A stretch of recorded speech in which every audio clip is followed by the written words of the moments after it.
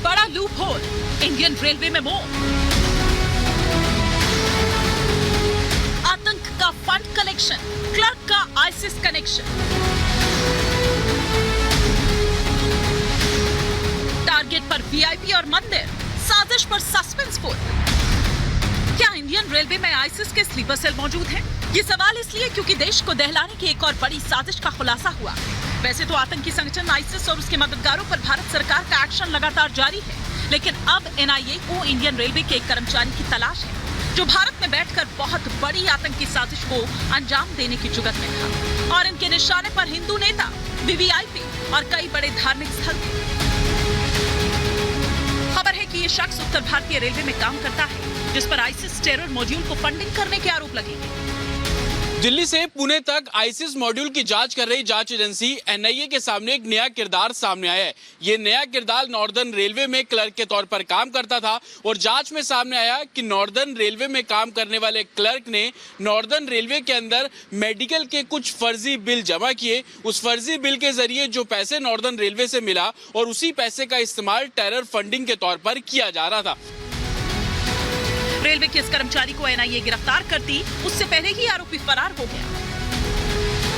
सूत्रों के मुताबिक आईसिस से जुड़ा ये संदिग्ध नोएडा का रहने वाला है, जिसकी उम्र करीब 63 साल है और उसका नाम शाकिब नचान बताया जा रहा है। यही नहीं, अलग अलग टेरर मॉड्यूल में शामिल होने के चलते आरोपी को 2 बार सजा भी हो चुकी है।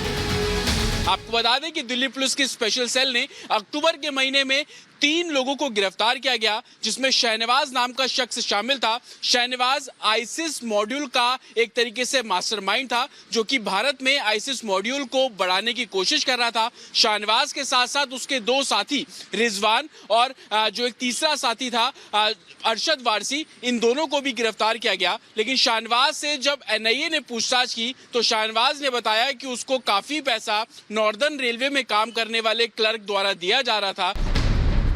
टेरर फंडिंग को लेकर यह खुलासा अक्टूबर में गिरफ्तार हुए आईसिस के गुर्गों ने दिल्ली पुलिस स्पेशल सेल की पूछताछ में किया है। तस्वीरों में नजर आ रहे ये गुर्गे एनआईए की वांटेड लिस्ट में शामिल हैं, जिन्हें दिल्ली पुलिस की स्पेशल सेल ने अक्टूबर में गिरफ्तार किया था। एनआईए ने नॉर्दर्न रेलवे से संपर्क किया तो पता लगा कि कुछ फर्जी बिल जरूर जमा किए गए थे और इस मामले में दिल्ली पुलिस को भी शिकायत दी गई। लेकिन एनआईए ने जब नॉर्दर्न रेलवे में काम कर रहे क्लर्क को नोटिस भेजकर इन्वेस्टिगेशन ज्वाइन करने की बात की, तब से वो क्लर्क पुलिस की रडार से गायब हो गया है।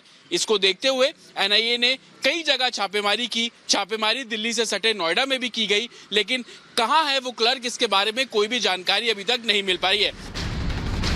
जांच में एनआईए को पता चला कि गिरफ्तार हुए कुछ आरोपियों के अकाउंट में रेलवे का क्लर्क पैसे ट्रांसफर किया करता था। माना जा रहा है कि अब इस संदिग्ध क्लर्क की गिरफ्तारी के बाद आईसिस के टेरर मॉड्यूल से जुड़े राज बाहर आ सकते हैं। नॉर्दर्न रेलवे में काम करने वाला एक क्लर्क किस तरीके से टेरर फंडिंग कर रहा था और फर्जी बिल के जरिए नॉर्दर्न रेलवे से जो पैसा लिया उसको टेरर फंडिंग के तौर पर इस्तेमाल किया जा रहा था। यही वजह है कि अब उस नॉर्दर्न रेलवे के क्लर्क की जांच भी अब एनआईए तेजी से कर रही है, जिसको देखते हुए दिल्ली से सटे और जहां जहां उस क्लर्क की जानकारी मिल रही है वहां पर एनआईए छापेमारी करती नजर आ रही है। विजय महेश के साथ जतिन शर्मा, रिपब्लिक भारत, दिल्ली।